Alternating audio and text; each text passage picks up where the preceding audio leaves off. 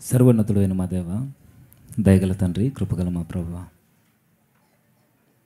గతించిన 5 రోజులు ప్రభువా మీ నామానికి మహిమకరంగా, మా బ్రతుకులకు దీవెనకరంగా తండ్రి మీరు ముందుకు నడిపించారు. ఇక ఈ చివరి రోజు చివరి మాటల్లో ప్రభువా మీరే మా అందరితో మాట్లాడండి. మీరు మాట్లాడితే మా బ్రతుకులు కట్టబడతాయి. మీరు మాతో మాట్లాడితే మా కుటుంబాలు సరిచేయబడతాయి. కాబట్టి తండ్రి మీరు మాత్రమే మాతో నేరుగా మాట్లాడుతూ మా హృదయాల్లో ఇంకనూ మీకు నచ్చని చీకటి సంబంధమైన ఏవైనా శక్తుల ప్రభావంతో మేము పీడింపబడుతుంటే వాటన్నిటి నుండి మీరు విడుదల కలిగిస్తారని ఆశపడుచు చెబుతున్నా నన్ను మరుగు చేయండి. మీ మహిమను దొంగిలించే మాటలు ఏవి మాట్లాడకుండా ఉండుటకు సహాయాన్ని అనుగ్రహించండి.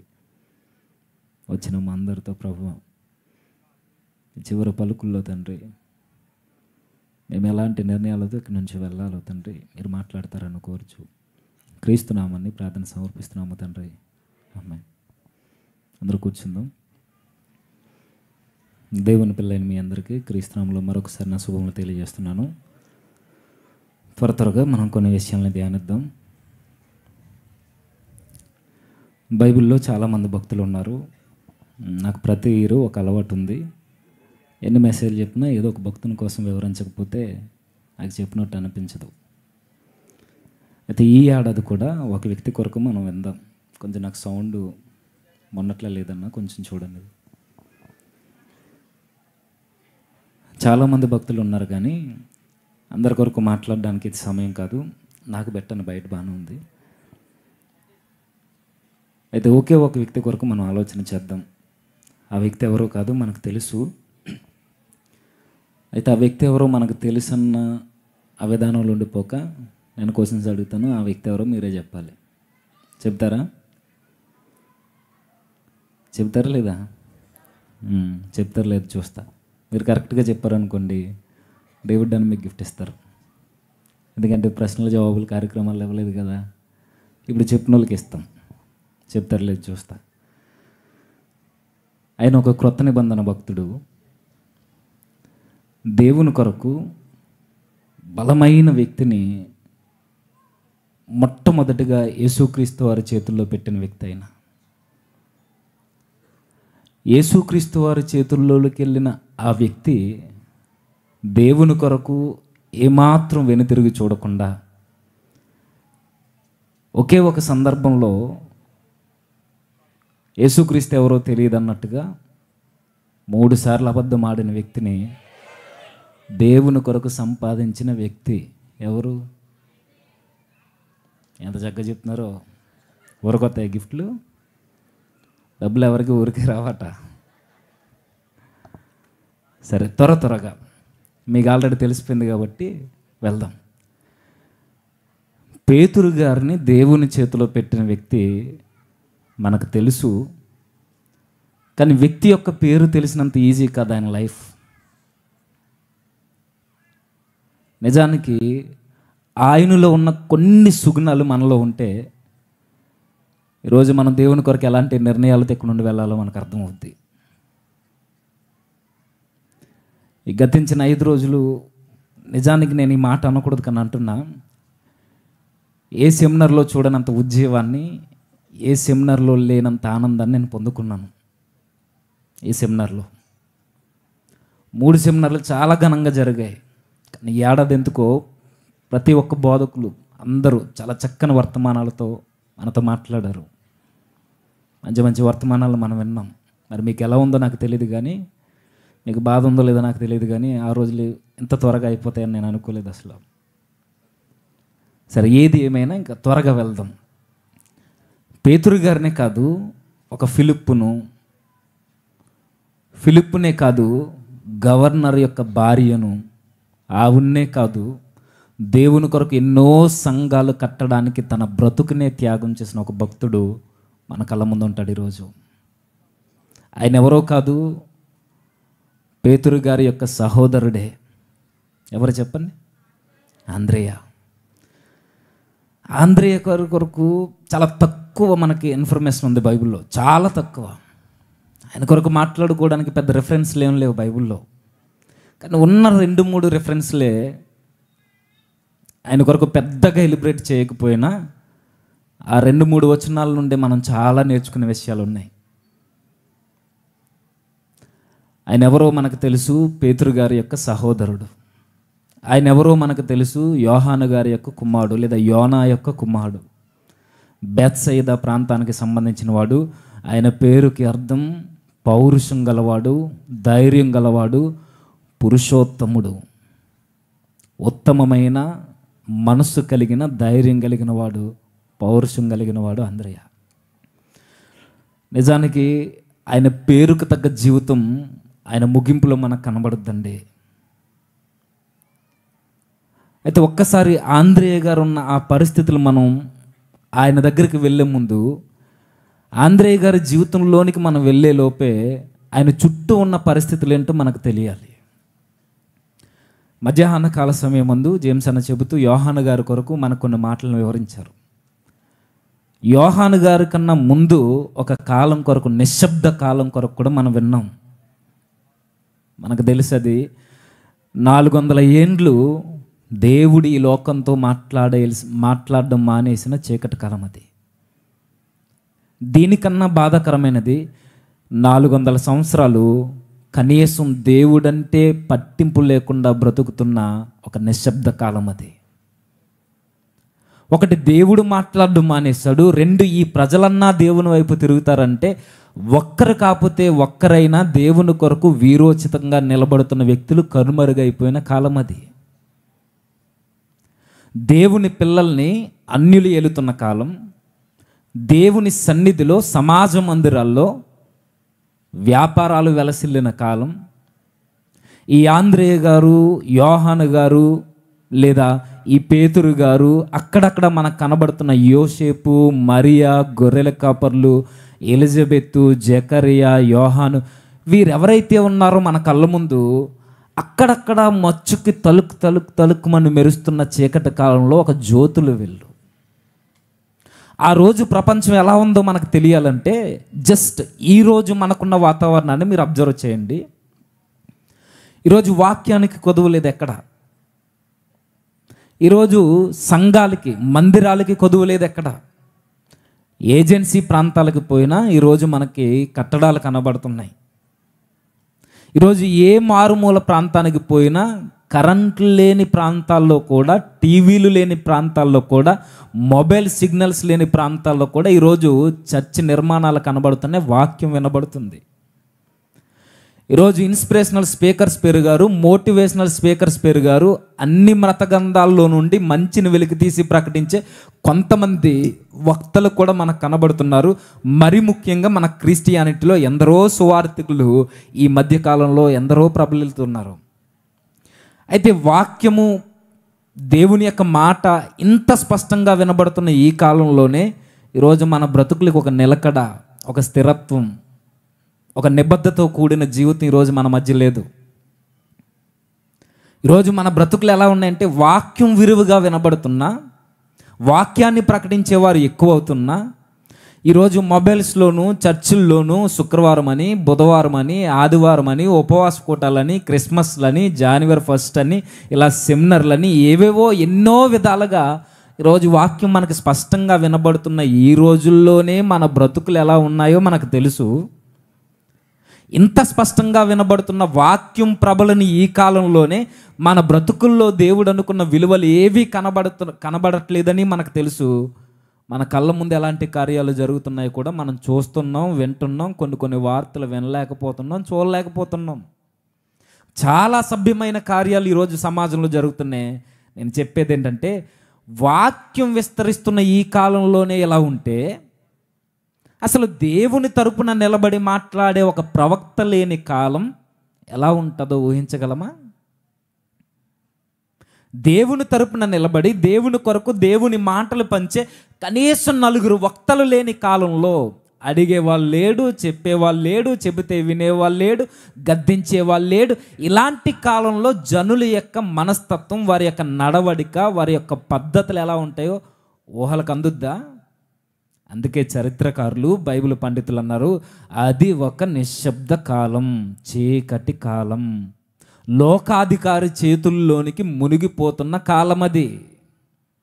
ఇంత భయంకరమైన కాలం ప్రబలుతున్నప్పుడు ఎక్కడ దేవుని కొరకు నిలబడుతున్న భక్తులు కనబడకపోయేసరికి మరలా ఒక కొత్త తరం పుట్టుకొచ్చింది.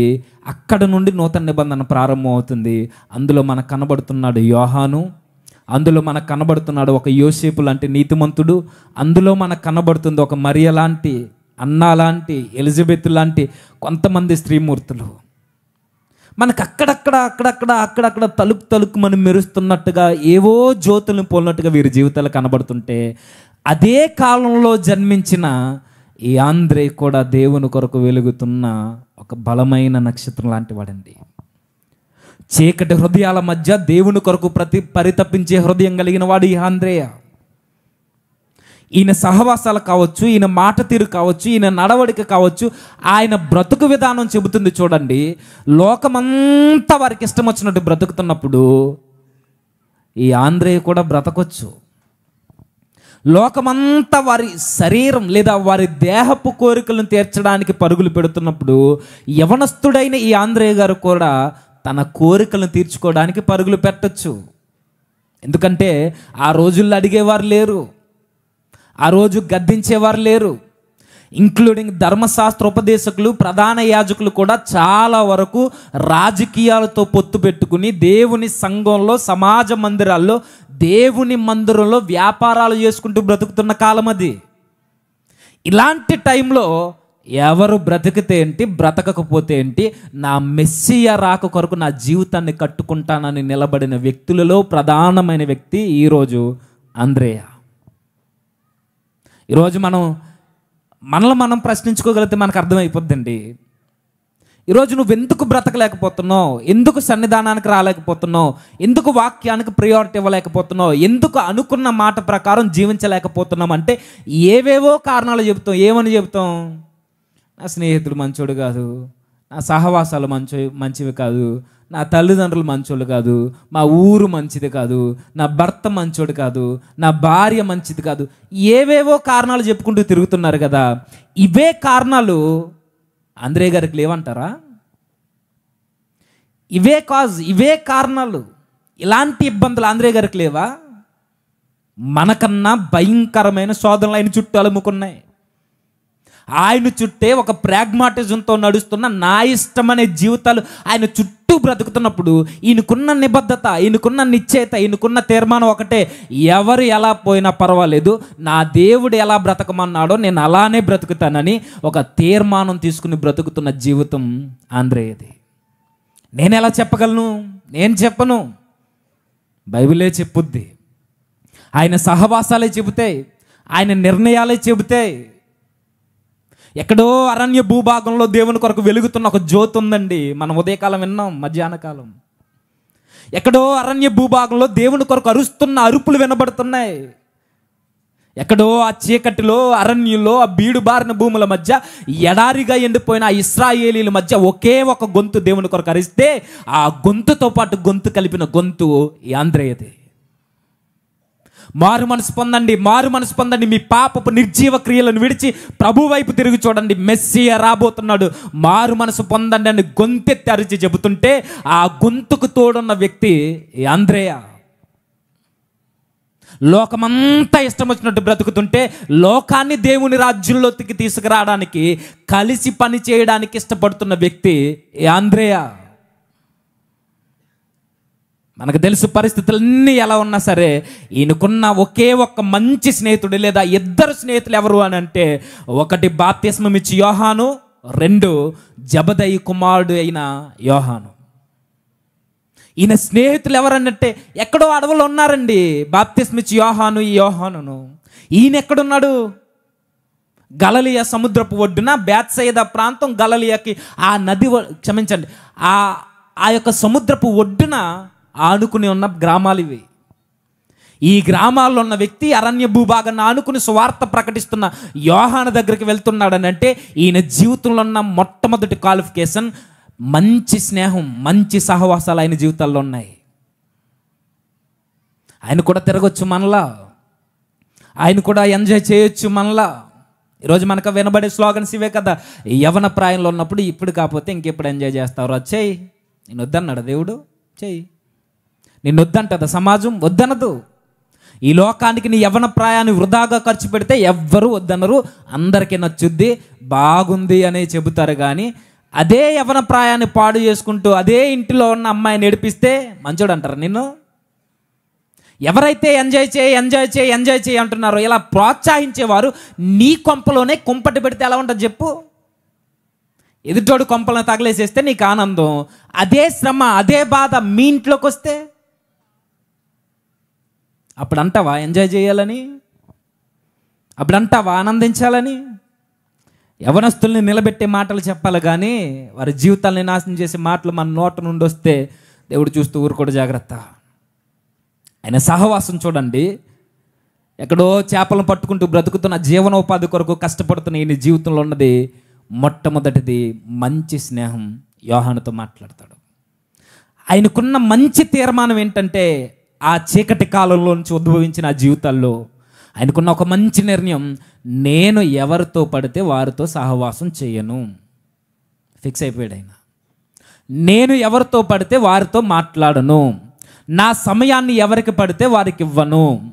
నా జీవితంలో రెండు పనులు ఉన్నాయి, లేదా 3 ఉన్నాయి. ఒకటి, ఉంటే దేవుని పనిలో ఉన్న యోహానుతో ఫ్రెండ్షిప్లో ఉంటా, లేదంటే నా తండ్రికి చేయందొచ్చిన కొడుకుగా కష్టపడతా.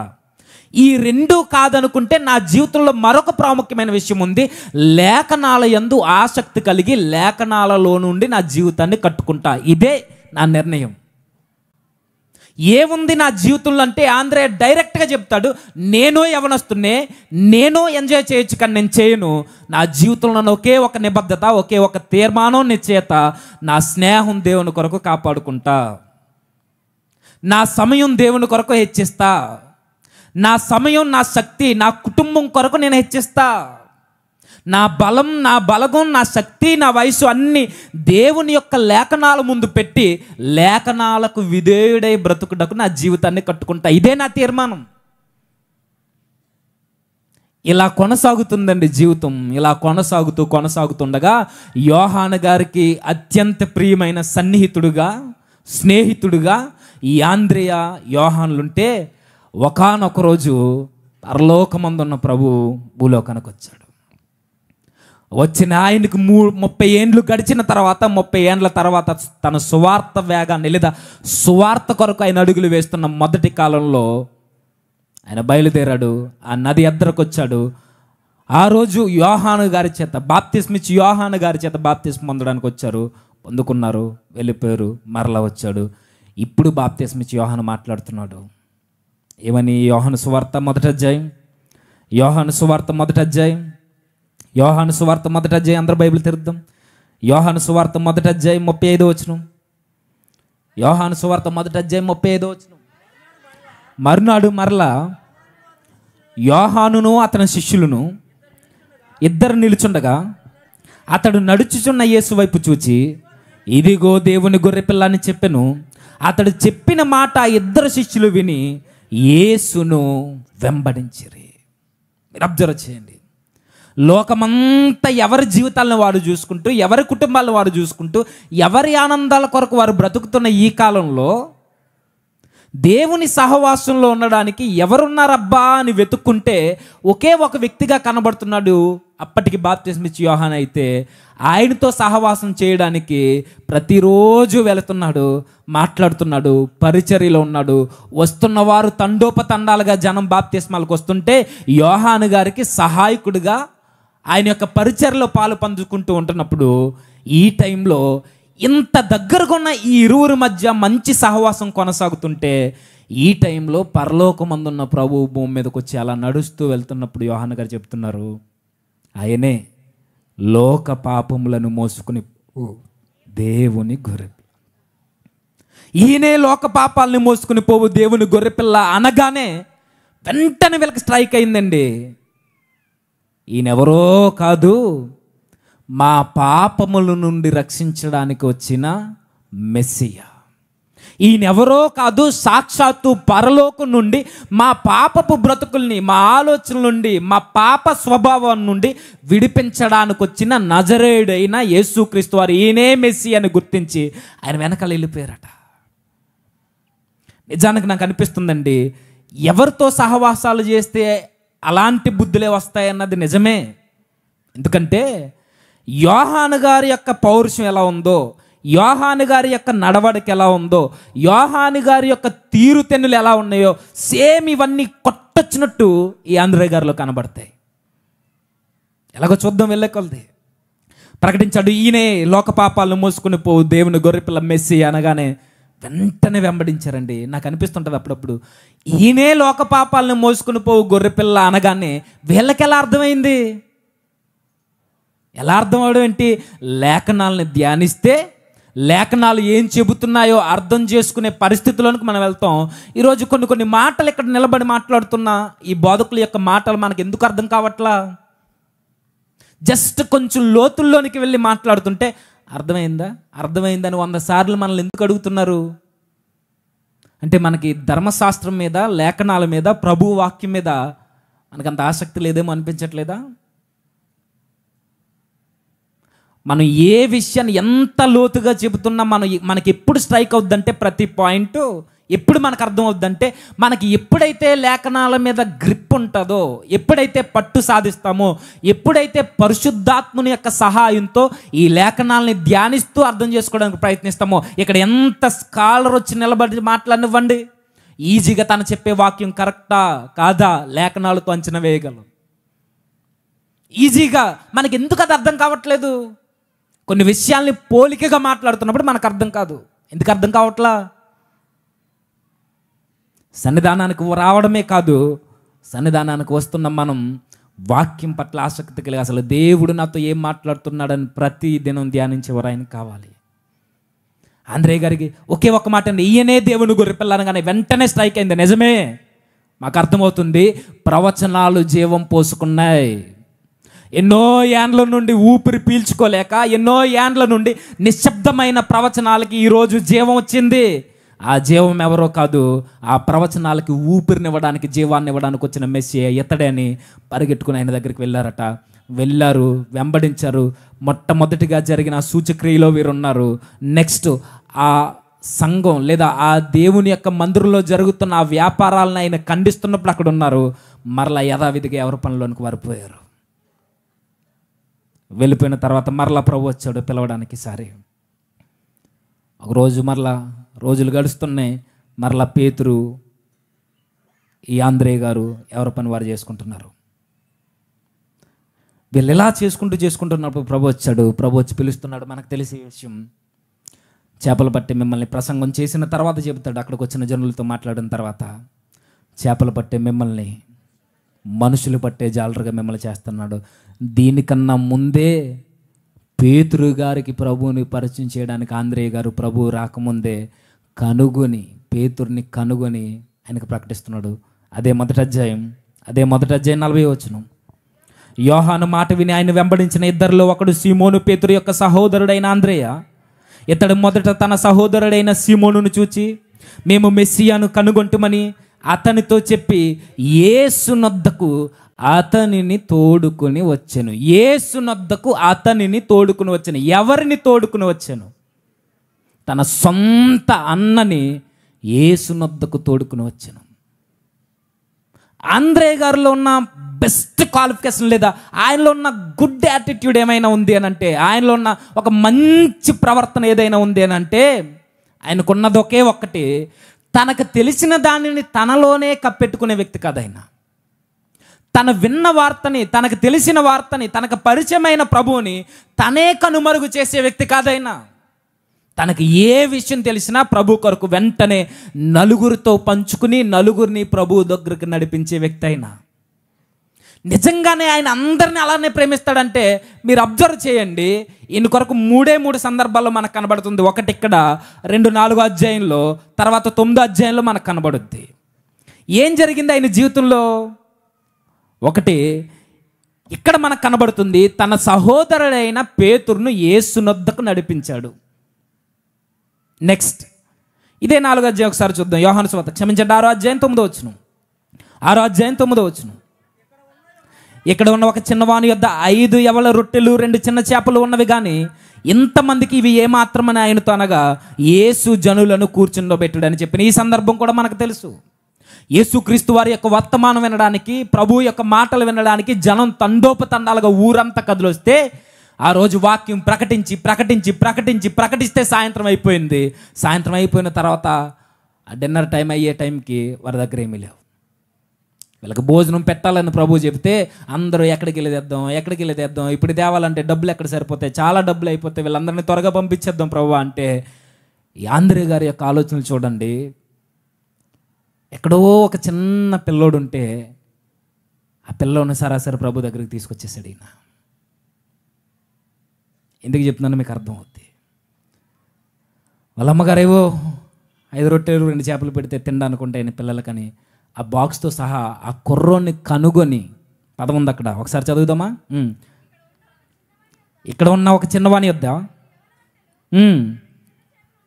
2 చిన్న చేపలు ఉన్నవి, కానీ ఇంతమందికి ఇవి ఏమాత్రమని ఆయనతో అనగా కొన్ని వేల మంది కూర్చుంటే వీరి ఆకలి తీర్చడానికి ఏముందబ్బా అని వెతుకుతుంటే ఒక అబ్బాయి కనబడ్డాడట. ఆ అబ్బాయిని కనుగొని ప్రభు దగ్గర తీసుకొచ్చి, ప్రభువా ఇక్కడ ఆహారం ఏం లేదు, కానీ 5 రొట్టెలు ఉన్నాయి, 2 చిన్న చేపలు ఉన్నాయి, ఇవే ఉన్నాయి, ఇవి సరిపోతాయి అంటే, నేను అనుకుంటాను, నా ఒపీనియన్, ప్రభువు దీన్ని అందరికీ గలడనే ఒక విశ్వాసంతో ఒకవేళ ప్రభు దగ్గరికి తీసుకొచ్చాడేమో.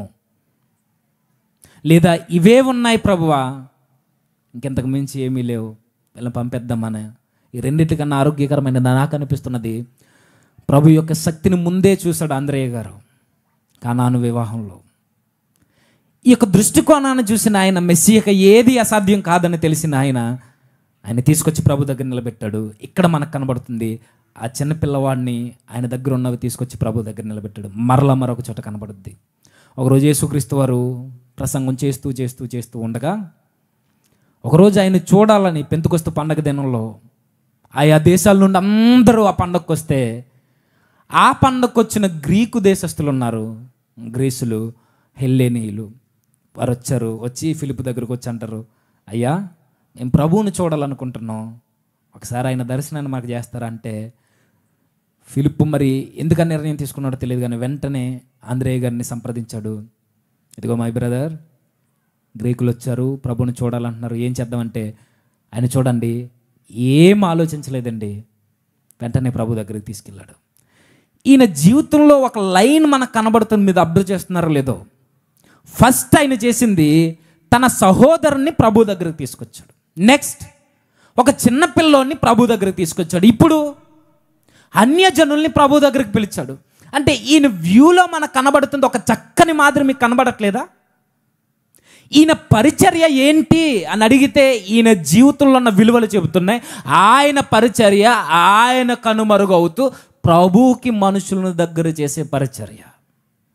ఆయన కనబడే పరిచర్య కాదు, నిజానికి ఆయన మొట్టమొదటి శిష్యుడు ఎవరు? ఆంద్రేయ. యేసుక్రీస్తు వారికి మొట్టమొదటి శిష్యుడు ఆంద్రేయ. అయినా శిష్యులందరిలో పెద్దగా ఉన్న పేతురుకే యేసుక్రీస్తు వారు పెద్ద పెట్టేశారు, కానీ ఎక్కడైనా ముఖం చిన్నబుచ్చుకున్నాడు ఆంద్రేయ? ఈయనకు ఒక అలవాటు ఉందండి. ఈయనకు అలవాటు ఉన్నది ఒకే ఒకటి, ఎవ్వరు ఎలా పోయినా పర్వాలేదు, ఎవ్వరు ఎలా ఉన్నా పర్వాలేదు, నన్ను ఎవ్వరు చూసినా చూడకపోయినా పర్వాలేదు, నా సహవాసం, నా జీవితం మీద అధికారం, నా బ్రతుకులో ఉన్న ఒకే ఒక కేంద్ర బిందువు నా ప్రభువు అయి ఉంటే చాలని, ఆయన చూస్తే చాలని బ్రతికే తత్వం తప్ప మనలాంటి వేషధారణ బ్రతుకు కాదు ఆయనది. ఎవరో చూడాలని పరిచర్య చేయడు. ఆయన దాకా ఎందుకండి, నాకు చెప్పండి నన్ను వచ్చి ఆ రోజు హెల్లేనీయులు గ్రీకుల్ని, పేతురుని అలా కంట్రోల్ చేయొచ్చు ఆ రోజు. నేను ఎవరిని కనుగొన్నానో తెలుసా? నేను మెస్సియాను కనుగొన్నాను, నేను వీరుణ్ణి, సూర్యుడిని, ఆయన నాతో మాట్లాడాడు, ఈ రోజంతా నేను ఆయనతోనే ఉన్నాను తెలుసా అన్నా అని చెప్పొచ్చు.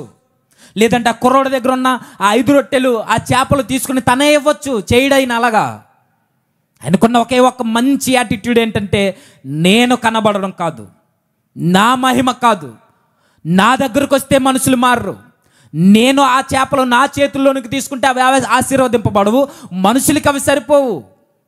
పేతురుకి నేను చెబితే మారడైనా, లేదా హెల్లెనీయులకి నాతో మాట్లాడండి అంటే వారి జీవితంలో నెమ్మది దొరకదు. వారికి పరిచయం చేయాల్సింది ప్రభువుని, వారికి పరిచయం చేయాల్సింది మెస్సీయేని. వారి జీవితాల్ని మార్చేవాడు మెస్సీయే, వారి బ్రతుకుల్ని కట్టేవాడు ఆయనే అని గుర్తించి ఎవరిని ఆయన ఆటంకపరచలేదండి. కనిపిస్తుంటుంది అప్పుడప్పుడు తన సహోదరుని మొట్టమొదటిగా ప్రభులోనికి తీసుకొచ్చాడంటే తనకున్న భారం మీకు అర్థమవుతుందో లేదో. చాలా కుటుంబాల్లో నేను చూశానండి. నాకు కూడా ఒకప్పుడు ఒక అన్న సలహా ఇచ్చాడు.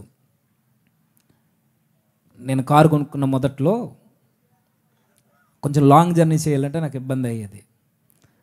అవుతున్నప్పుడు మా అన్నని తీసుకెళ్ళేవాడిని. తీసుకువెళ్తున్నప్పుడు ఒక నాకు ఇచ్చిన సలహా ఏంటంటే, ఇద్దరు వెళ్ళకూడదు, ఒక్కడు వెళ్ళు, ఎవరినన్నా తీసుకెళ్ళు. ఒకడు ఇంటి దగ్గర ఉండాలట, ఒకడు సేవలో ఉండాలట. ఇది ఎక్కడ లాజిక్? ఒకరింటి దగ్గర ఉండాలట, నేనేమో సేవలో ఉండాలట అని తీసుకెళ్ళకూడదట. కానీ తీసుకెళ్ళి కొన్ని పరిస్థితులను బట్టి ఇప్పుడు రావట్లేదు, అంటే బయట పోయడానికి కాదు, కానీ అది వేరే సంగతి. ఆంద్రే గారి జీవితాన్ని మీరు చూడండి. నేనే కాదు, నా కుటుంబం కూడా దేవునిలో ఉండాలి. నేనే కాదు, నా అన్న కూడా దేవుని చుట్టూ తిరగాలి. నేనే కాదు, నా స్నేహితులు కూడా ప్రభుత్వం తిరగాలి. నేనే కాదు, నా తల్లిదండ్రులు కూడా ప్రభు సన్నిధిలోనే ఉండాలనే ఒక మంచి నిర్ణయం అండి తనది. తీసుకొచ్చాడు, అన్నను తీసుకొచ్చాడు, మాట్లాడాడు, ప్రభువుని పరిచయం చేశాడు, మరలా వెళ్ళారు, ప్రభు పిలిచాడు. నీ జీవితంలో కనబడదు ఒకటే, ఏం చేసినా ఆయన ప్రభువుని ముందెడతాడు, ప్రభువునే పరిచయం చేస్తాడు, ప్రభు దగ్గరికి తీసుకెళ్తాడు. ఇప్పుడు మనల్ని మనం ప్రశ్నించుకుందాం. ఆయన జీవితంలో మనకు కనబడుతున్నది ఫస్ట్, ఎవ్వరు ఎలా బ్రతికినా నేను మాత్రం ప్రభు కొరకని నిలబడ్డా. ఎవ్వరు ఎలా పరిగెట్టినా నా పాదాలు మాత్రం సువార్త కొరకు పరిగెడతాయని నిశ్చయించుకున్నవాడు. ఎవ్వరి స్నేహాలు ఎలా ఉన్నా నా స్నేహం ప్రభువుతో, ప్రభువులో ఉన్న యోహానుతో, ఈ యోహానుతో, బాప్తిస్మిచ్చే యోహానుతో. మీరు ఎలా అయితే పొండి, ఏదైతే చేయండి, నేను మాత్రం ప్రభు చుట్టూ తిరుగుతాను. ఇంకో విషయం చెప్పనా, ప్రభు పరిచయం అవగానే ప్రాణానికి ప్రాణంగా ప్రేమిస్తూ ఎంతో కాలం నుండి సహవాసంలో ఉన్న యోహాను కూడా వదిలేశాడండి. ఆయన బాప్తిస్మిచ్చే యోహానుతో ఎంతో కాలం నుండి సహవాసంలో ఉన్నాడు. ఎప్పుడైతే ఈయన మెస్సీ అన్నాడో ప్రవచనాలు జీవం పోసుకున్న మా ప్రభు వచ్చేసాడని పరుగున వెళ్ళిపోయాడు. ఆయనతో పాటు వెళ్ళిపోయాడు. ఈ సుగ్నలు మీరు అబ్జర్వ్ చేస్తున్నారో లేదో, బాప్తిస్మమిచ్చి యోహాను ఈయనే మెస్సీ అని ప్రభు దగ్గరికి నడిపించాడు. ఈయనే మెస్సీ అని పేతురుని కూడా ఈ ఆంద్రేయ మెస్సీయ దగ్గరికే నడిపించాడు. ఈయన దగ్గరికి వెళ్తేనే జీవితాలు బాగుంటాయని ఆ చిన్నవాడిని అక్కడికి తీసుకెళ్ళాడు, ఈ హెల్లెనీయుల్ని అక్కడికి తీసుకెళ్ళాడు. ఈ తత్వం ఆల్రెడీ యోహాను దగ్గర చూసి నేర్చుకున్నాడు. ఈయన యోహాను గారు ఎలా అయితే ఈయనే దేవుని గొర్రెపిల్ల, ఆయన వెంబడించండి అని చెప్పాడో, ఆయన దగ్గరికి ఎలా అయితే వెళ్ళారో ఇదే బుద్ధి, మంచి సహవాసాలు ఉంటే ఇలాంటి మంచి బుద్ధులు వస్తాయి. అదే చెడు సహవాసాలు అయితే ఎక్కడికి వెళ్ళి మాట చెప్తుంటానండి, మనకి ఎలాంటి స్నేహితులు మనం కోరుకుంటాము అని అంటే, ఈరోజు యువత ఎలాంటి సహవాసాలను కోరుకుంటుంది? ఇలా కాలిస్తే వద్దు, సింపుల్గా ఇలా కాల్ చేస్తే ముక్కుల్లోంచి చెవుల్లోంచి రింగులు బయటకు వస్తే మనకు బెస్ట్ ఫ్రెండ్. సిగ్గుందా మనకి? మామూలుగా తాగితొద్దాడు మనకి, ఇలా ఎత్తిని దించకుండా 3-4 తాగేసి ముక్కుల్లోంచి కక్కుకుని చస్తే మనకు బెస్ట్ ఫ్రెండ్ వాడు. దేనికి? జీవితాల్ని నాశనం చేయడానికి. మనకి చక్కగా చదువుకునే వాళ్ళు, దేవుడు అని తిరిగే వాళ్ళు మనకు అవసరం లేదు. మన జీవితాల్ని పాడు చేసేవారే మనకు కావాలి. ఒక విషయం చెప్పనా, ఆంద్రేయ గారికి ఉన్నటువంటి ఒక మంచి స్నేహితుడు, ఒక యోహాను లాంటి, లేదా ఈ జబదయి కుమారుడు అయిన ఒక యోహాను లాంటి స్నేహితులు మనకు లేరు అనుకోండి, చూస్తూ మన జీవితాన్ని మనమే నాశనం చేసుకున్న వాళ్ళం అవుతాం. ఇది నేనన్నమాట కాదు. నువ్వు మంచోడు అవ్వచ్చు, నేను మంచోడు అవ్వచ్చు, నువ్వు మంచి తల్లి కావచ్చు, మంచి సహోదరుమను కావచ్చు, నువ్వెంత భక్తిపరురాలువైనా, నువ్వెంత భక్తుడు అయినా, పౌలు గారు అన్నారు, నువ్వెంత మంచోడు అయినా, నువ్వెంత మంచిగా నడుచుకుంటున్నా, నీ సహవాసాలు కనుక బాగోకపోతే, చెప్పండి, దుష్ట సహవాసం మంచి నడవడికి, అంటే నువ్వెంత మంచోడు అవ్వు, నీ సహవాసం మంచిది కాకపోతే, చెప్పండి, ఖచ్చితంగా చెడిపోతాం. దుష్ట సహవాసం మంచి సహవాసం, లేదా దుష్ట సహవాసం మంచి నడవడికని చెరుపుద్ది అంటే ఖచ్చితంగా చెరుపుద్ది. మనకు తెలుసు బెస్ట్ ఎగ్జాంపుల్ ఎవరు? దేవుని హృదయానుసారుడు, ధర్మశాస్త్రాన్ని దివారాత్రులు ధ్యానించే వ్యక్తి. దావీదు గారి గర్భాన ఒక అబ్బాయి పుట్టాడు. కేవలం సహవాసాలను బట్టి తన జీవితంలో అర్ధాంతరంగా పొడవబడి చచ్చిపోయాడు. ఎవరు చెప్పండి? అబ్షాలోమే చంపేశాడు. అందరూ అబ్షాలోమ్ అని చెప్తారేంటి ఇప్పుడు? ఎక్కడ వినబడుతున్నాయి? పెన్న కావాలా? గట్టి చెప్పండి. మీరు కదన్నా, మీరు చెప్పండి. ఎవరు? అమ్నోను. తన జీవితంలో కేవలం స్నేహితుడి సలహాయే రాజసింహాసనం కొరకు పోరాడాల్సిన ఈ పెద్ద కొడుకు అబ్షాలోము చేతిలో యోవాబు సలహా విన్నందుకే యవ్వన ప్రాయంలో తన జీవితాన్ని ముగించుకుని వెళ్ళిపోవాల్సింది. పొడిచి చంపేశారండి. ఇంకొకరు ఉన్నారు, సంసోన్ గారు. మనకు తెలుసు, బలాఢ్యుడు. ఇంత బలాఢ్యుడు జస్ట్ మనకి సాంగ్లో కనబడుతున్నాడు కదా, వీరతాండవం చేసేస్తున్నాడు పట్టుకుని, దవడెముకు పట్టుకుని. సింహాన్ని కూడా ఒక చేతితో ఇటు లాగేస్తున్నాడు కదా. పడిపోవడానికి కారణం ఏంటి చెప్పండి? దెలీలా అంటాం కదా, దెలీలా కన్నా ముందు, దెలీలా రాకముందే తన జీవితం కొలాప్స్ అవ్వడానికి ప్రారంభపు అడుగుల్లో తను తీసుకున్న నిర్ణయం సహవాసం. తన సహవాసాలే పాడు చేసే. తనకి ముఖ్య స్నేహితుడు ఉన్నారు ఫిలిస్తీన్లో. ముఖ్య స్నేహితుడు ఉంటే జస్ట్ చిన్న గొడవలు జరిగాయి. సంసోన్ గారికి ప్రేమించిన తన భార్యకి ప్రేమించి పెళ్లి చేసుకున్నాడు. మరి ఇలా చిన్న గొడవలు జరిగేసరికి కోపగించాడు. ఇంటికి వెళ్ళి పండగ వచ్చిందని మేకపిల్ల భుజాల మీద వేసుకుని మళ్ళీ తిరిగి వచ్చాడు. తిరిగి రాకపోతే వాళ్ళ మాంగారు వాళ్ళ స్నేహితుడికి ఇచ్చి పెళ్లి చేసేసాడు. ఎవరు చేసుకున్నాడు? తన బెస్ట్ ఫ్రెండ్ చేసేసుకున్నాడు పెళ్ళి. కుటుంబాన్ని నాశనం చేస్తారంటే మీ సహవాసాలు మీ సహవాసాలు మంచివి కాకపోతే ఈరోజు అన్నా అని పిలుస్తూనే, చెల్లి అని పిలుస్తూనే, ఇంతకన్నా వివరంగా నేను మాట్లాడలేను. కుటుంబాల్లో నిప్పులు పోసేవారు చాలామంది మన కళ్ళ ముందే మన చుట్టూ తిరుగుతారు మనల్ని అనుకుని. ఎప్పుడైతే దేవుని వాక్యము, భయము, భక్తి, సన్నిధి ఇవేమీ తన జీవితంలో లేవో అలాంటి వారితో మీరు సహవాసం చేస్తే మీ జీవితమే కాదు, మీ కుటుంబాలు కూడా నాశనం అయిపోతాయి. మరి ఎవరుండాలి మనకు స్నేహితులు అంటే? ఇదిగో ఒక యోహాను లాంటి స్నేహితుడు ఉండాలి. ఎవరుండాలి స్నేహితులు అంటే? ఒక ప్రభువు లాంటి ప్రభువే స్నేహితుడిగా ఉండాలి మనకి. మరి ఇప్పుడు లేరు కదంటే ఎందుకు లేరు? మీ లోకంలో లేకపోవచ్చేమో. నీకు మంచి స్నేహితుడు ఎక్కడ దొరుకుతున్నా వాడితో టచ్లో ఉండు. ఎక్కడున్నా సరే, యోహాను గారిది, ఆంధ్రేయ గారిది పక్క ఇల్లులేం కాదు ఉండడానికి. వేరు ప్రాంతాల్లో పరిచర్య చేసుకుంటున్నప్పుడు వేరు ప్రాంతాల్లో వారి జీవనం గడుపుతున్నారు. ఇప్పుడు ఎక్కడో అడవులు ఉంటే పరిగెట్టుకుపోయేవాడండి. ఎక్కడ మంచి సహవాసాలు జరుగుతాయో అక్కడ స్నేహితులను ఎదుక్కోండి. మరి ఎక్కడ దొరుకుతాయంటే ఎక్కడ దొరకవు, దేవుని సన్నిధిలోనే దొరుకుతాయి. ఎక్కడ దొరకవు మీకు మంచి సహవాసాలు, దేవుని సంఘంలోనే దొరుకుతాయి. ఆ సంఘంలో ఉన్న వారు కూడా నీకు ఎలాంటి వాళ్ళు ఉండాలంటే, నువ్వు తప్పు చేస్తే చెంప చెల్లుమని కొట్టి నీ తప్పుని హెచ్చరించేవాడు నీకు స్నేహితుడు అవ్వాలి. నువ్వు చేస్తున్న ప్రతి తప్పుని ఎంకరేజ్ చేస్తూ పర్వాలేదురా, దూకేరా, పర్వాలేదురా, చేసేరా, పర్వాలేదురా, వెళ్ళిపోరా అని నీకు సలహాలు ఇచ్చేవాడైతే నీకొద్దు నీకు స్నేహితుడు. ఈ నూతన ఏడాదిలో బలమైన నిర్ణయం తీసుకో. ఆంధ్రేయ చెబుతున్నాను నీతో. ఈ నూతన సంవత్సరంలో ఈ సెమినార్లోనే ఒక తీర్మానం తీసుకో. నువ్వు నా సహవాసాలని ఆంధ్రేయ వలే నేను మార్చుకుంటా. నా సహవాసం ప్రార్థన పరులతో, నా సహవాసం భక్తి పరులతో, నా సహవాసం దైవ సేవకులతో, నా సహవాసం దేవుడు అని తిరిగే ఒక వ్యక్తులతో, మంచి వ్యక్తులతో, వారితోనే నా సహవాసం. నేను తీసుకో. ఇంకేమన్నా ఆయన జీవితంలో అంటే ఆయన జీవితంలో ఉండదు. ప్రభువు దగ్గరికి నడిపిస్తాడు. ప్రభువే కనబడాలనుకుంటాడు. ప్రభువే నన్ను చూడాలనుకుంటున్నాడు. మరలా చెబుతున్నాను, మనం ఎవరో మెచ్చుకోవడానికి మీరు ఏ పని చేయొద్దు. మీరు ఎవరినో ఆనందింపజేయడానికి వేషధారణని ముసుగేయొద్దు. మీరు ఎవరి చేతో మార్కులు ఎంచుకోవడానికి మీరు ఏమీ చేయొద్దు. నేను చెప్తున్న మరలా మొన్న చెప్పిన మాటే, నేను మీ కొరకు ప్రాణం పెట్టలేదు, జేమ్స్ అన్న మీ కొరకు ప్రాణం పెట్టలేదు, ఇక్కడున్న ఎవ్వరు మీ కొరకు ప్రాణం పెట్టలేదు. ఎవ్వరు మనకు నిత్య జీవాన్ని ఇవ్వరు, ఎవ్వరు మనకు రక్షణ ఇవ్వరు. మనకు రక్షణనిచ్చేది, నిత్య జీవాన్ని ఇచ్చేది, ప్రాణం పెట్టేది మన ప్రభువుకు నచ్చే పనిలో మనం ఉండాలి. ప్రభువుకు నచ్చేటట్టు మాత్రమే మన జీవితాలు ఉండాలి. ప్రభువుకు నచ్చేటట్టు మాత్రమే మన బ్రతుకులు, కుటుంబాలు, సహవాసాలు మనం కట్టాలి. మన పనులు కూడా అలానే ఉండాలి. ఆయనకి నచ్చేలా మన జీవితాలు కడితేనే ఒక ఆంధ్రేయుల మరల ఈ తరంలో మనం లేస్తాం.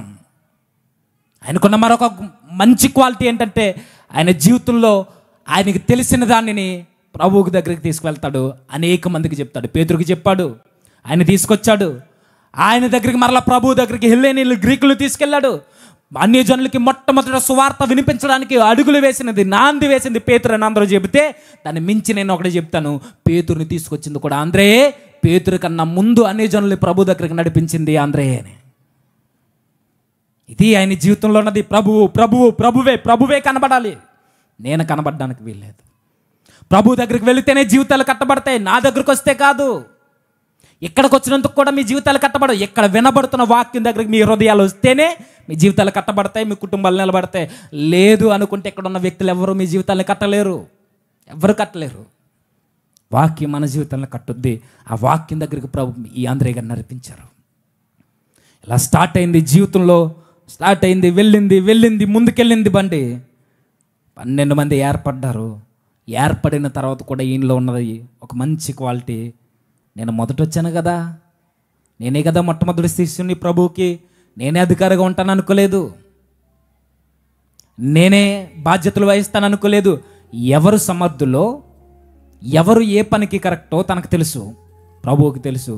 ప్రభు నిర్ణయానికే కట్టుబడి ఉన్నాడు ఆయన. ప్రభు నిర్ణయానికే కట్టుబడ్డాడు, ముందుకెళ్ళాడు. పేతురుకి బాధ్యత అప్పగించాడు. పేతురు బాధ్యత అప్పగించిన తర్వాత మిగిలిన వారు ఎవరెవరు బాధ్యతలు వారు తీసుకున్నారు. ఒకానొక రోజు ప్రభు దగ్గరికి వచ్చాడు, సహవాసంలో ఉన్నాడు. ఎన్నో అద్భుత కార్యాలు చూస్తాడు, ముగిస్తానేక ఎన్నో అద్భుత కార్యాలు చూస్తాడు. ప్రభుతో పరిగెడుతూ ఎంతో మందికి సువార్త ప్రకటిస్తున్నప్పుడు పక్కనే ఉండి తిరిగాడు. కానీ ఏ రోజు నన్ను పొగుడు ప్రభు అన్న మాట లేదు ఆయన జీవితంలో. ఏ రోజు నన్ను కూడా నేను కూడా అన్న మాట ఆయన జీవితంలో ఎక్కడ మనకు కనబడదు. ప్రభు కనబడితే చాలనుకున్నాడు, ప్రభు పని ముందుకెళ్తే చాలనుకున్నాడు. వెళ్ళింది. ప్రభుతో మమేకమైపోయాడు, ప్రేమించాడు. యోహాను గారిని యేసుక్రీస్తు వారు ప్రేమిస్తే యేసుక్రీస్తు వారిని ఆంద్రేయ ప్రేమించాడు అంతకన్నా ఎక్కువగా. ఒక భక్తుడు ఎలా అంటాడండి, ఆంద్రేయట యేసుక్రీస్తు వారిని అలా చూస్తూ ఎప్పుడు ఆయన ఏం చేస్తున్నాడా, ఎలా మాట్లాడుతున్నాడా, ఆయన భారం ఏంటి, పరలోకమందున ప్రభు ఇక్కడికి వచ్చాడు, పనికిరాని మమ్మల్ని ఎన్నుకున్నాడు. ఆయనకు అర్థమైపోయిన తర్వాత అలా చూస్తూ నేర్చుకుంటూ ఉంటూ అలా చూస్తుండగానే ఆ ప్రేమని ఒక ముద్దగా చేసేసారట. ఆయన చూస్తూ ఆయనతో మాట్లాడుతూ సహవాసం 3.5 ఏండ్లు పూర్తిగా గడవక ముందే ఆ ప్రభువుని సిలువకేసి కొట్టేశారు. ఆయన హత్తుకున్న దేహాన్ని కోడాలతో చీరేశారు. ఆయన ప్రేమించిన దేహాన్ని ముండ కిరీటం పెట్టారు. బాధించారు. ఇదంతా అలా చూస్తున్న ఈ ఆంద్రేయ లేడు కదండి అనకండి, ప్రతిదీ తెలుసు ఆంద్రేయకి. అలా చూస్తుండగానే అన్నీ జరిగిపోయినాయి, తన కళ్ళ ముందే జరిగిపోతున్నాయి. తర్వాత అవన్నీ జ్ఞాపకం చేసుకున్నాడు. ప్రభు వెళ్ళిపోయిన తర్వాత కూడా ఈయన అన్న మాట ఒక భక్తుడు అంటాడు ఇలా, అన్నా యెరూషలేము మందిరం బాధ్యత నీ మీద పెడుతున్నా, యెరూషలేము సంఘం బాధ్యత. ఇదిగో స్నేహితుడా యోహాను, ఎంతో కాలం నీతో కలిసి తిరిగాను నేను, మనమందరం ప్రభుతో కలిసి తిరిగాం. ప్రభు మనందరి మీద ఒక భారాన్ని పెట్టాడు, మనందరిని వెళ్ళమన్నాడు కదా సువార్తకి. వెళ్ళిపోతున్నా నేను, నువ్వుండు యెరూషలేము సంఘాన్ని చూసుకోండి, ఇక్కడ ఉన్న వారందరిని చూసుకోండి.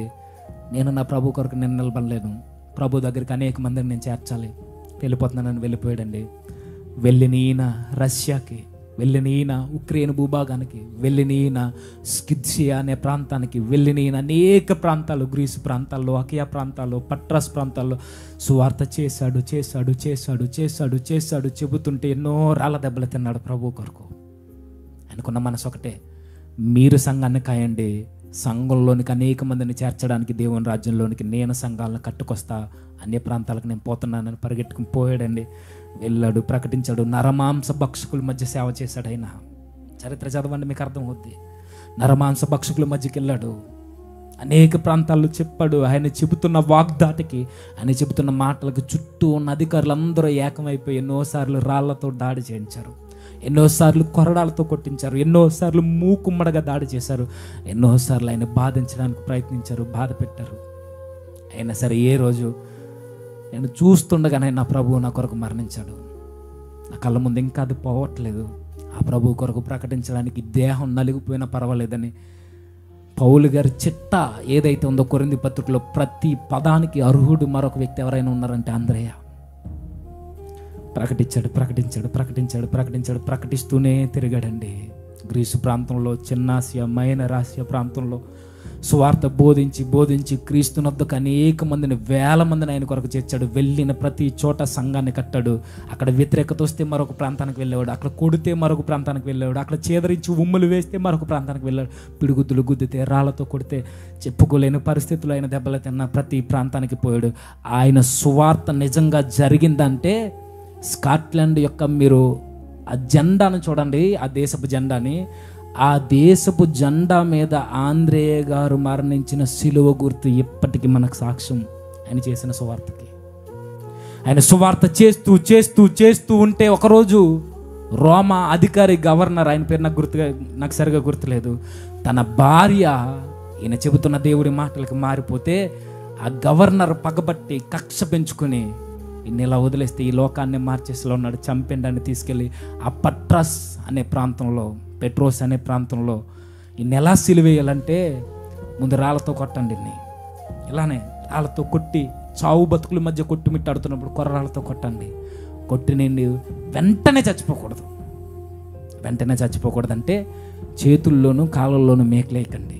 మీరు ఏం చేస్తారంటే ఒక ఇంటూ ఆకారంలో సిలువను తెలియజేసి, ఇంటూ మన ప్రభుది వేసింది ఇలా ప్లస్ గుర్తులో ఉంటుంది, టీ ఆకారంలో. ఈ ఆంద్రేయ గారిని సిలువేసింది మాత్రం ఈ ఇంటూ ఆకారంలో ఉంటుంది. 2 చేతులు బలంగా లాగి తాళతో కట్టండి, 2 కళ్ళు బలంగా లాగి తాళతో కట్టండి. ఇలా కట్టిన తర్వాత ఈజీగా చచ్చిపోకుండా అలా కట్టిన వ్యక్తి మరలా రాళ్ళతో కొట్టండి, మరడా కొరడాలతో కొట్టండి. ఏ చేతులు తనకు అడ్డు పెట్టుకోలేనంతగా ఎక్కడ పడితే అక్కడ కొట్టండి. ఎవడు కనికరించొద్దని ఆ శిక్షకు అప్పగించిన తర్వాత కొట్టారు. పగలు రాత్రి తేడా లేకుండా హింసించి అలా సిలువకు అలా వదిలేస్తే 2 రోజులు అలా కొట్టిమిట్టాడుతూ 3వ రోజున చచ్చిపోయాడు. అయ్యా అని సంఘమంతా వెళ్ళి ఆ బాధను తగ్గించండి అయ్యా, మేము చూడలేకపోతున్నాం అంటే మిమ్మల్ని కూడా సిలువేసేస్తామన్నాడు ఆ గవర్నర్. చంపేశాడండి, రాళ్ళిచ్చు కొట్టి సిలువేసి చంపేశారు ప్రభువుని. అప్పుడు కూడా ఆయన అన్న మాట, ఆ 2 రోజులు సిలువు మీద వేలాడుతున్నప్పుడు ఆయన అన్న మాట, అక్కడికి వచ్చిన వాళ్ళకి కూడా సువార్త ప్రకటిస్తూ, ప్రభువా నా జన్మ ధన్యమైపోయింది, ఎప్పుడు వస్తానా అని ఎదురు చూశాను నీ దగ్గరికి. నాళ్ళు నా దగ్గర ఉన్నావు, నా దగ్గర నుంచి వెళ్ళిపోయావు నువ్వు. నీ కొరకు అనేక మందిని నీ కొరకు సంపాదించిన ఒక మంచి సాక్ష్యం నాకు ఉంది. నీ దగ్గరకు వచ్చేస్తున్నాను ప్రభువా, ఆనందంగా నీ సన్నిధికి నన్ను చేర్చుకోవని. ఇదిగో నా జీవితాన్ని నీకు అప్పగిస్తున్నాను ప్రభువా, దగ్గరికి చేర్చేసుకో. సిలువుతో చెప్పాడట, ఆనందపడుతూ చెప్పాడంటండి. సిలువ వేస్తున్నప్పుడు సిలువుతో మాట్లాడుతూ చెప్పాడట. మీరు హిస్టరీ చదవండి. ప్రభువు లాంటి మరణం నాకు ఇవ్వడానికి నువ్వు సిద్ధంగా ఉన్నావు కదా, నేనంత ధన్యుని కాదు కానీ అదే ప్రభువు లాంటి మరణం నాకు వస్తుంది కదా, నేను స్వీకరిస్తున్నాను, ఆనందంగా నీ దగ్గరకు వస్తున్నాను, నన్ను భరించవా అని అడిగి సిలువని అలా వెళ్ళిపోయి సిలువ వేసిన తర్వాత ప్రార్థన చేస్తూ వచ్చిన వాళ్ళకి సువార్త చెప్పి చచ్చిపోయి వెళ్ళిపోయాడు. ఆయన ప్రకటించిన ప్రకటనకి, ఆయన చేసిన సువార్త దాటికి స్కాట్లాండ్ అనే దేశం ఇప్పటికీ తన జెండా, ఆస్థాన పరిశుద్ధుడు ఎవరైనా ఉన్నారంటే రష్యా కానీ, ఈ ఉక్రెయిన్కి కానీ, ఈ స్కాట్లాండ్ దేశానికి కానీ సువార్త తీసుకెళ్ళింది ఈయనే. అయితే ఆయన పేరు మీద ఎప్పటికీ మర్చిపోకుండా జెండాను ముద్రించారు. ఇంటూ ఆకారంలో ఉంటుంది, ద క్రాస్ ఆఫ్ ఆండ్రోస్. ఇప్పటికీ మీరు నెట్లో సెర్చ్ చేయండి.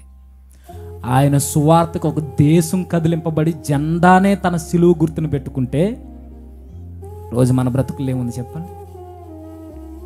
దేశానికి జెండా గుర్తునిచ్చింది. మీరు అప్పుడప్పుడు మూవీస్ చూసే ఉంటారు, హాలీవుడ్ మూవీస్. యుద్ధ వీరులకి ఇంటూ మార్క్ ఉంటుంది వారి డ్రెస్ కోడ్ మీద. ఎలా వచ్చింది?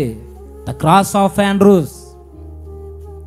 హతసాక్షి అయిపోయిన ఆ పరిశుద్ధుడైన ఆస్థాన పండితుడు, పరిశుద్ధుడైన ఆంద్రేయను జ్ఞాపకం చేసుకుంటూ దేశాలు ప్రభువుని క్షమించండి, ఆంద్రేయను ఎప్పటికీ ఆయన పేరు మీద చర్చలు ఉన్నాయి. ఎప్పటికీ ఆయన పేరు మీద దేశపు జెండా ఎగురుతుంది. ఆ గుర్తు మీద ప్రభు యొక్క సిలువ మనకి ఎలా కనబడుతుంటే, ఈ ఇంటూ ఆకారం మనకు కనబడగానే ఈ క్రిస్టియన్ సొసైటీ మాట్లాడేది ద క్రాస్ ఆఫ్ ఆండ్రూస్.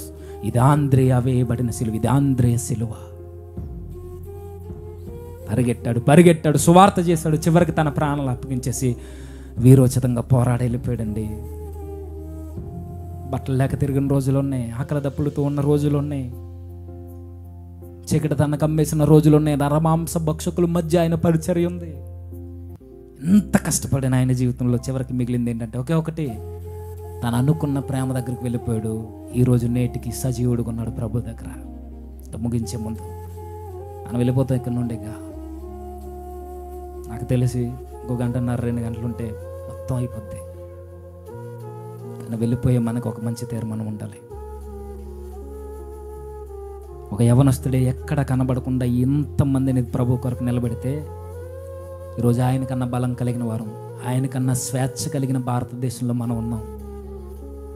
ఆ రోజు స్వేచ్ఛ లేని నరమాంస భక్షకుల మధ్యకి ఆయనకి వెళ్ళి సువార్త చేస్తే ఎంతోమందిని మార్చాడు. ఎంతోమంది క్రూరుల మధ్యకి వెళితే దేవుని కొరకు దేవుని దగ్గరికి చేర్చాడు. ఈరోజు మనం కూడా చేర్చబడ్డాం వారి కష్టానికి ఫలితంగా. ఎందరో మిషనరీలు, ఎందరో దైవ సేవకులు, ఎందరో గొప్ప గొప్ప బోధకులు మన కొరకు ప్రాణాలను పెట్టారు. మనం ఈరోజు ఇలా కూర్చుని వాక్యం వింటున్నామని అంటే కారణం వారి యొక్క త్యాగాలు. ఇప్పుడు నిజానికి ఈ బాధ్యత ఈరోజు మన మీదే ఉంది. ఈ బాధ్యత మరలా లేదంటే మన ప్రాంతాలకి మరలా సువార్త ప్రకటించడానికి ఆంధ్రేయ రాడు. మన ఊరిని బాగు చేయడానికి మరలా మిషనరీలు రారు. మన స్నేహితుల్ని బాగు చేయడానికి మరలా బోధకులు సువార్తకులు ఎవ్వరు రారండి. ఒకవేళ ప్రభు నీతో మాట్లాడితే నువ్వే ఒక ఆంధ్రేయులా తయారవ్వు. నీ సంఘాన్ని, నీ ఊరిని, నీ కుటుంబాన్ని నువ్వే ఉజ్జీవింప చేయాలి. నువ్వే ఒక మిషనరీగా తయారవ్వాలి. ఉదయకాలం నిన్నటి కాలం కూడా ప్రవీణ్ అన్నగారు మాట్లాడుతూ అదే చెప్తున్నారు. మనకి, మన దేశానికి, మన ఊరికి, మన రాష్ట్రానికి మనమే ఒక మిషనరీలు కావాలి. మనం కష్టపడదామండి, అయిపోతాయి జీవితాలేక. రోజులు చూస్తూ ఉండగానే ఆ రోజులు అయిపోయింది. చూస్తూ ఉండగానే సంవత్సరాలు పోతున్నాయి. చూస్తూ ఉండగానే మన మధ్యన ఉన్నవారు ఎంతోమంది లోకాన్ని విడిచిపెట్టి వెళ్ళిపోతున్నారు. చూస్తూ ఉండగానే కాలం పరిగెడుతూ వెళ్ళిపోతుంది.